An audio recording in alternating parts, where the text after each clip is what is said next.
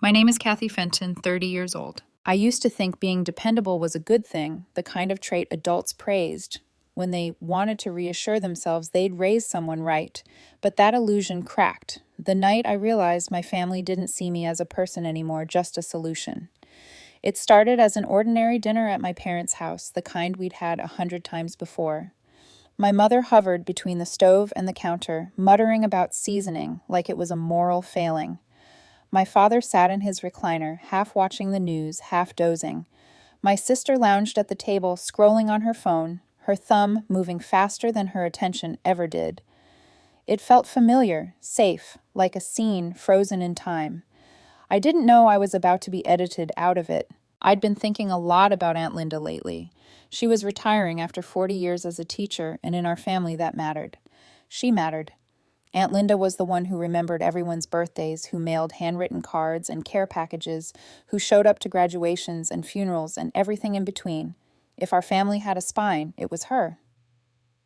So when there was a lull in the conversation, I casually asked if anyone had ideas for a retirement gift. Something meaningful, something that said thank you for being the glue. My sister didn't even look up from her phone when she said it. "Oh, we're doing a group gift on the cruise." I laughed because surely she was joking or I'd misheard her. "What cruise?" I asked, still smiling, waiting for the punchline. She finally glanced up at me, frowning like I'd asked her the dumbest question in the world. "The cruise," she said slowly. "You know, the one we've been planning for months." Something shifted in the room like the air had thickened. I looked at my mom, expecting her to jump in and explain to smooth things over the way she always did. Instead, she gave me a tight smile, the kind she used when she didn't want to deal with discomfort. "It's a cruise to celebrate your aunt's retirement," she said. "And then we're spending a few days in Hawaii." For a moment, I honestly wondered if this was some elaborate joke.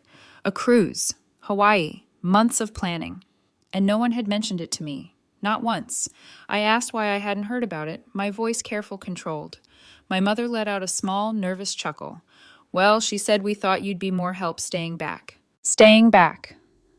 The words landed heavier than they should have. Staying back to help with what I asked. Though something ugly was already forming in my chest. The kids, my sister said, shrugging like this was the most obvious conclusion in the world. "You're so good with them. It just made sense." Between my sister and two of my cousins, there were 4 kids under 4 years old, a 3-year-old, a 2-year-old, and 1-year-old twins. 4 children, all at once. I stared at them, waiting for someone to laugh, to say they were kidding, but no one did. They'd already decided, without asking, without even telling me about the trip itself. "So let me get this straight," I said slowly. "You planned a whole family vacation, didn't invite me, and just assumed I'd be okay staying behind to babysit." My sister shrugged again. "You don't have kids. You're single. You're always reliable." Reliable. That word felt like a compliment and an insult wrapped into one. I looked at my mom, hoping she'd say something different, something that made me feel like I wasn't just an afterthought. Instead, she smiled weakly. "We didn't mean to leave you out, honey. We just figured you'd understand. You've always been the responsible one." Responsible. Another word that sounded nice until you realized what it really meant. It meant I was expected to say yes. It meant my time was flexible, my needs optional. I thought about all the times I'd stepped in without hesitation, school pickups, sick days, last-minute favors, because that's what family did. But this wasn't a favor. This was an assignment. My mom tried to lighten the mood by saying they'd bring me back a souvenir. My sister rolled her eyes and added, "It's not like you'd enjoy the cruise anyway. You hate crowds." That's when it hit me. They weren't just excluding me. They'd rewritten my preferences to justify it.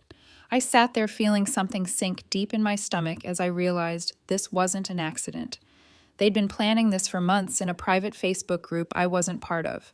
They knew I didn't use Facebook. They knew they'd have to go out of their way to tell me, and they chose not to.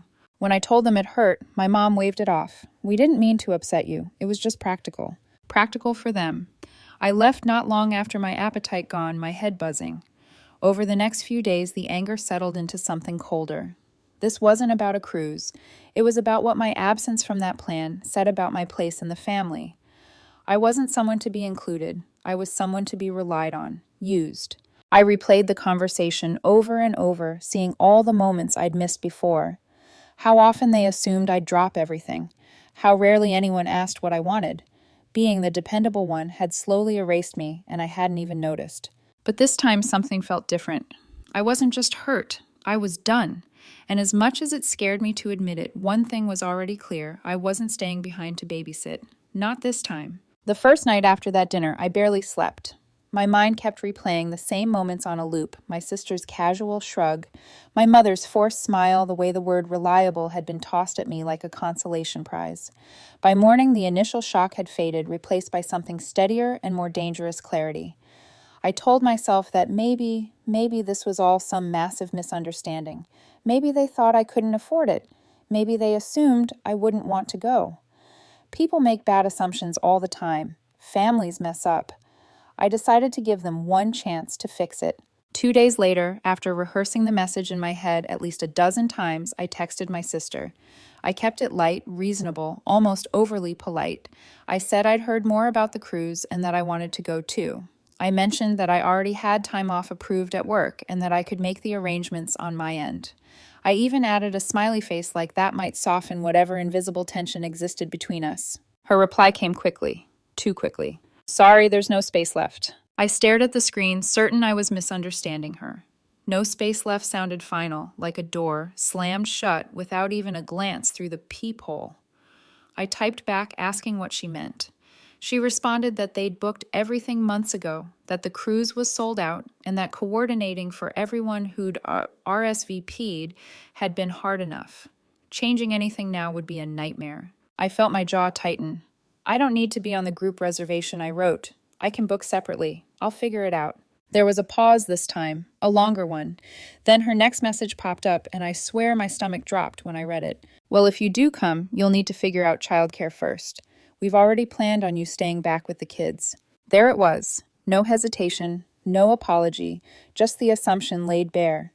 My hands shook slightly as I typed back, choosing my words carefully. I told her that no one had ever asked me to babysit, that it wasn't fair to exclude me from the trip and then assign me childcare like it was my designated role. I reminded her that I wanted to celebrate Aunt Linda too. Her response was a half-hearted apology that read more like damage control than remorse. We didn't mean to hurt you. It was just an oversight. But everything's already set now. Already set. As if plans were more sacred than people. As if my feelings were an inconvenience arriving too late to matter. Something in me hardened. I told her plainly that I wasn't babysitting. That if they needed childcare, they'd have to make other arrangements. She pushed back immediately, saying, "We all have kids, Kathy. You're the only one who doesn't." As if that explained everything. As if my life was somehow less full, less valid, because it didn't revolve around children. I told her that wasn't my fault or my responsibility, that they'd had months to include me and chose not to, that using me as a fallback plan wasn't okay. After that, she stopped replying. I hoped foolishly that the silence meant she was thinking, reflecting, realizing how messed up the situation was. Instead, the next day, my mom called. I could hear the disappointment in her voice before she even finished saying hello. She launched into it immediately, talking about how she didn't want bad blood in the family, how everyone was stressed, how this wasn't worth causing a rift. I told her it wasn't about causing a rift, it was about respect, about being treated like an equal instead of an afterthought. She sighed and said, "Families help each other, Kathy." I almost laughed. Exactly, I said. Families help each other. But no one helped me here. No one even asked what I wanted. She tried to soften it, saying they thought I'd be more comfortable staying back, that they assumed I wouldn't enjoy the trip anyway. Comfortable. Babysitting 4 toddlers while everyone else sipped drinks on a cruise ship. I told her I wasn't doing it, that my decision was final. She sounded genuinely disappointed, like I'd failed some unspoken test.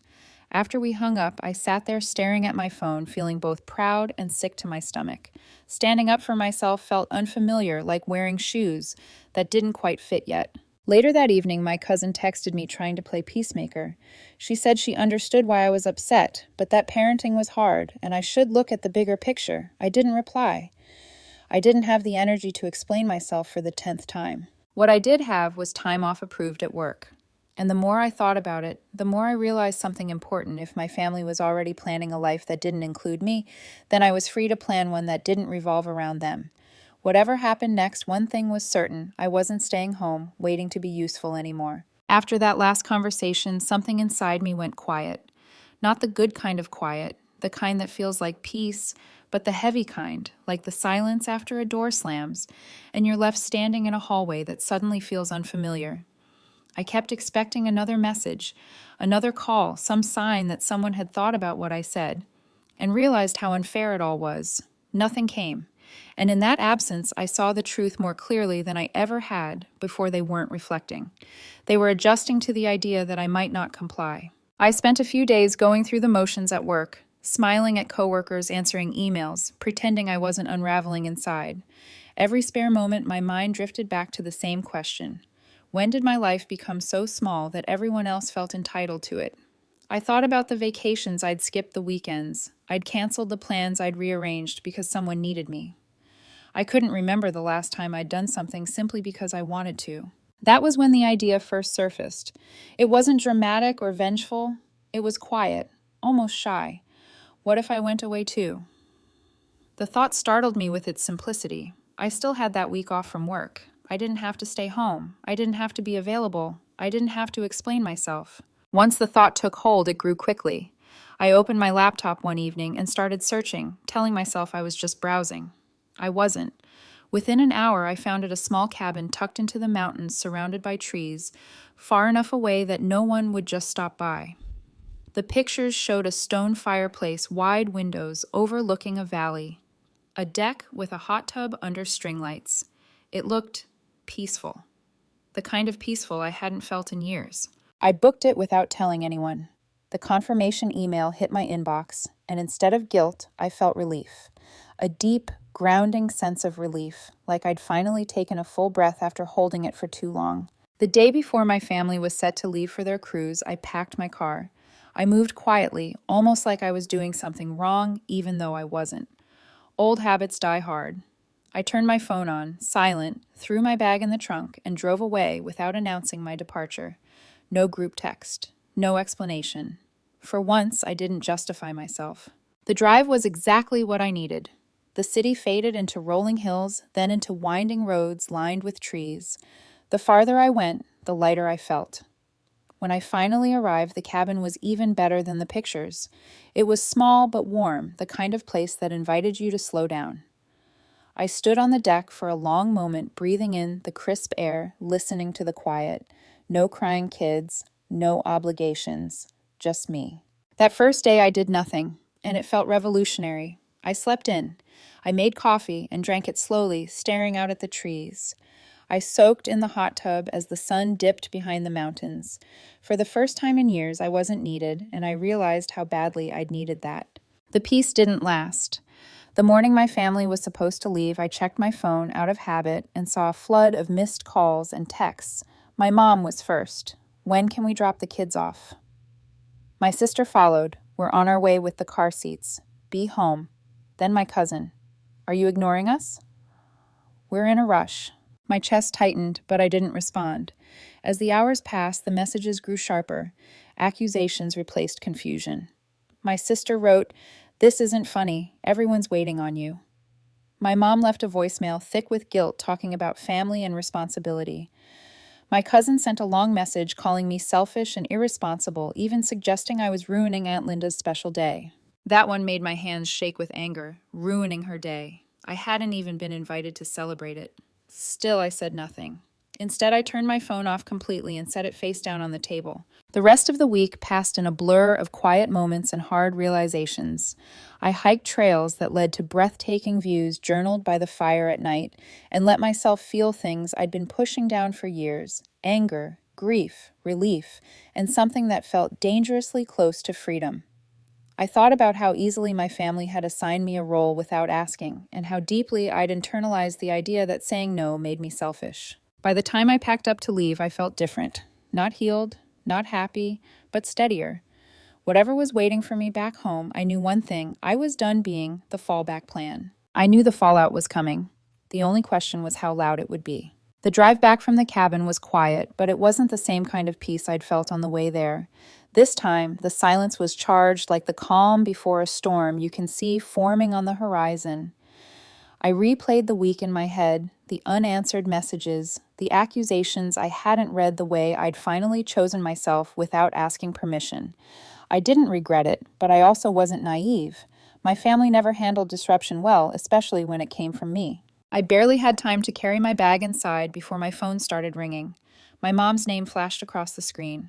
I stood there for a moment staring at it, then sighed and answered. "Where were you?" she demanded, skipping any pretense of concern. "Do you have any idea what you've done?" I leaned against the counter, suddenly tired. "I was on a trip," I said calmly, "the same way everyone else was supposed to be." That only made her angrier. She launched into a breathless recap of the chaos I'd apparently caused. When I didn't show up, plans unraveled. My sister had panicked. My cousin had panicked. People had been late. Tempers had flared. Emergency calls had been made. I listened in silence as she described how my sister ended up leaving her 2-year-old with a friend at the last minute, how my cousin had been forced to cancel the cruise entirely because she couldn't find anyone to watch the twins. "They're saying you ruined the trip," my mom said, her voice tight with accusation. I almost laughed. Not because it was funny, but because it was absurd. Why is it my fault I asked that they made plans without me and assumed I'd fix their childcare problem? She tried to interrupt me, but something in my voice must have stopped her. I told her how hurtful it was to find out about the trip by accident, how insulting it was to be excluded and then treated like free labor. I really asked her how she would have felt in my place. There was a pause, then softly she said, "We thought you'd understand. You're the reliable one." There it was again, like a script they couldn't deviate from. I told her being reliable didn't mean being invisible. It didn't mean my life was up for grabs. She didn't like that. She shifted tactics, talking about sacrifice, about family sticking together. When I didn't budge, she grew cold and ended the call with, "I hope you're happy with yourself." The text came next. My sister accused me of abandoning her when she needed me, most painting herself as a victim, scrambling to make things work. My cousin followed with a rant about lost money and disappointment, even claiming Aunt Linda was hurt by my absence. That one stung, but I reminded myself of the truth I hadn't been given the chance to be there. I didn't respond to any of them. Instead, I opened the family group chat, the same one I hadn't been included in when they were planning the trip. My fingers hovered over the keyboard as I wrote, deleted, and rewrote my message. When I finally hit send, it was short, clear, and unapologetic. I told them I hadn't been invited, that no one had asked me to babysit, that assumptions weren't agreements.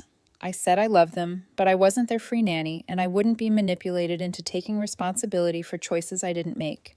I ended by setting a boundary. If they needed my help in the future, they would have to ask and accept my answer, whatever it was. The response was immediate and explosive. Messages flooded in, some angry, some guilt-laden, some dripping with entitlement. I turned my phone off and sat in the quiet of my living room, heart pounding. For the first time, I hadn't softened my words to keep the peace. Whatever came next, I knew this was the moment everything changed. I woke up the next morning to the kind of silence that doesn't feel peaceful, just heavy. My phone lay where I'd left it, face down on the kitchen table like it was sulking. For a moment, I considered leaving it there, pretending the outside world didn't exist. But I knew better. Silence had never stopped my family before. It only made them louder. When I finally turned my phone on, it buzzed nonstop in my hand. Missed calls, voicemails, texts stacked on top of each other like accusations waiting their turn. I didn't even have to read them to know the tone. I'd lived in it my whole life. The first call I answered was from my cousin, the one with the twins. Her voice was sharp from the start, stripped of any politeness. "I don't understand how you could do this to us," she said, as if there was no other side to the story. "Do what I asked, already exhausted." "You left us scrambling," she snapped. "We were counting on you. When you didn't show up, everything fell apart. Do you have any idea how much money we lost?" I took a slow breath. "That's unfortunate," I said carefully. "But it's not my responsibility. You should have arranged childcare in advance." She gasped, genuinely offended. "That's not how family works. Families help each other." "Helping requires being asked," I replied. "No one asked me. You just assumed." She pushed back, saying it was an accident, that no one told me about the trip, that they thought I'd be fine watching the kids because I'd done it before. That's when something in me finally snapped, not into anger, but into clarity. "I helped before because I agreed to," I said. "This time you decided for me. That's not the same thing." There was a pause, and then she said something that made my blood run cold. "You know, we could have called the police for child abandonment. You were supposed to be there." I actually laughed. I couldn't help it. "You can't abandon children you were never responsible for," I said. "You don't get to assign me a duty and then threaten me when I don't perform it." She accused me of not caring about family, of thinking I was too good to help. I told her the truth, that I was allowed to have my own life, my own plans, and that saying no didn't make me selfish. She hung up on me mid-sentence. The rest came in waves. My sister sent a barrage of texts accusing me of destroying the family dynamic and making Aunt Linda's retirement all about me. My mom followed with a call that was somehow worse because she wasn't angry, she was disappointed. "This isn't like you," she said softly. "I raised you to be better than this." I felt that familiar pull to apologize, to shrink myself back into place. Instead, I told her I wasn't doing this anymore. That being better had meant being quieter, smaller, easier to use. She insisted she wasn't trying to guilt me, but every word did exactly that. She ended the call by saying Aunt Linda was upset, as if that would be the final blow. Then Aunt Linda herself called. Her voice was gentle, confused. She told me she hadn't known I wasn't invited, that she would have insisted I come if she had. She apologized for the mess, for the way things had spiraled. I felt tears sting my eyes, not because of the apology, but because it was the first sincere one I'd received. After we hung up, I sat there for a long time staring at my phone. The pattern was undeniable now. Every boundary I set was treated like an attack. Every refusal was rewritten as betrayal.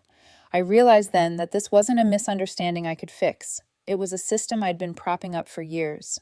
And systems don't change unless you step out of them. For the first time, I stopped wondering how to make them understand and started asking myself a different question. How much longer was I willing to live like this? After everything exploded, I expected the noise to keep going forever. I braced myself for endless arguments, more accusations, more people demanding explanations I'd already given. Instead, what followed was a strange, hollow quiet. Not peace, just absence. The kind that makes you aware of how much energy you've been spending just to survive emotionally. I stopped answering my phone, not out of spite, but out of self-preservation. My sister's messages kept coming in waves, each one dripping with indignation and self-pity. My cousin sent a few long texts that I skimmed just enough to know they were more of the same.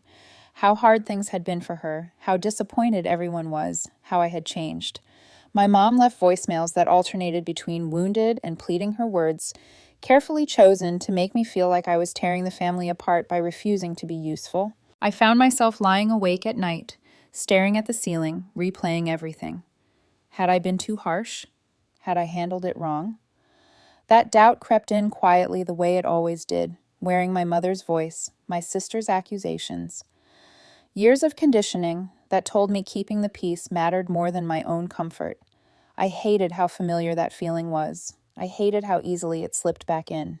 What kept me grounded was one simple truth I couldn't ignore anymore. None of this would have happened if they had treated me like an equal in the first place. If they had invited me. If they had asked instead of assumed. If they had seen me as family instead of backup. A few days later, my phone rang again. I almost didn't answer when I saw Aunt Linda's name. I was so emotionally worn down that I didn't trust myself to hold it together. But something told me this call would be different. "Kathy," she said gently. And right away I could hear it. No accusation, no agenda, just concern. "I wanted to check in on you." She told me she'd finally heard the full story.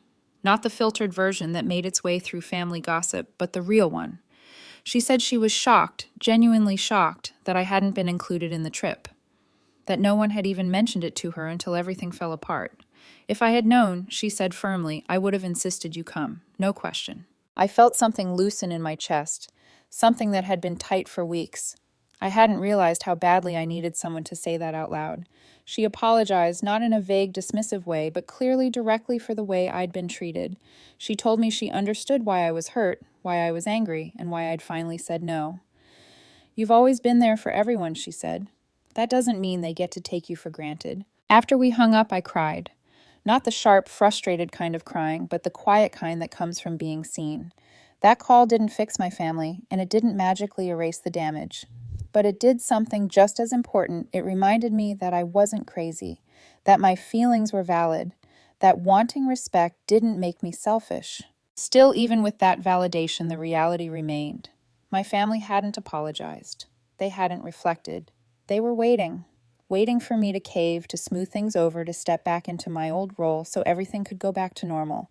And for the first time, I knew I couldn't do that anymore. Normal had been hurting me for years. I started to imagine what life might look like if I stopped trying so hard to be understood by people who didn't want to listen. The The thought scared me. Letting go always does, but it also felt honest. I wasn't angry anymore. I was just tired, and beneath that exhaustion was a quiet certainty, forming one that told me this wasn't just about a cruise or babysitting or a family argument. It was about whether I was willing to keep sacrificing myself to stay connected, or if it was finally time to choose something else. Something healthier. By the time I accepted what needed to happen, it felt less like a decision and more like an inevitability. The chaos, the accusations, the emotional tug of war, it had all stripped things down to their core. My family wasn't confused about my boundaries. They just didn't like them. And waiting for approval from people who benefited from my silence was a losing game. The hardest part was my mom. It always was. I could ignore my sister's bitterness and my cousin's entitlement, but my mother's disappointment sat heavy in my chest. Despite everything, I still loved her. That love was exactly why I knew I had to be honest, even if it broke something between us. When I called her, she answered immediately, relief flooding her voice. "Kathy," she said like my name was an apology waiting to happen. "I'm so glad you called. Let's just put all this behind us." I closed my eyes and took a breath. "I don't want to fight anymore, Mom," I said, "but this isn't something we can just move past." She went quiet, then asked carefully, "What does that mean?" "It means I need space," I said. "A lot of it. I can't keep doing this. Every time I stand up for myself, I'm made to feel guilty or selfish. I can't be part of a family that only values me when I'm useful." Her voice cracked. "So you're just going to walk away from me, from your sister?" "If that's what it takes to protect my peace," I said, my voice steady, even as my heart raced. "Yes." She cried. She begged.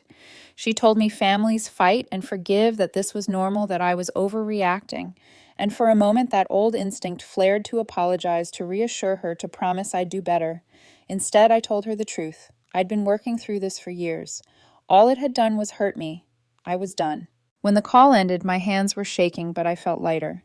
With my sister and cousin, there was no dramatic goodbye. I blocked their numbers, muted the group chats, and let the silence settle where the noise had been. The days that followed were strange. I grieved the family. I thought I had the version of them I kept hoping would show up. But I also noticed something else, how calm my apartment felt, how my thoughts weren't constantly racing, how I no longer jumped at every buzz of my phone. I wasn't bracing myself anymore. Cutting ties didn't feel like revenge. It felt like release. I didn't know what the future would look like without the roles I'd been playing for so long, but I knew one thing with absolute certainty: I wasn't invisible anymore.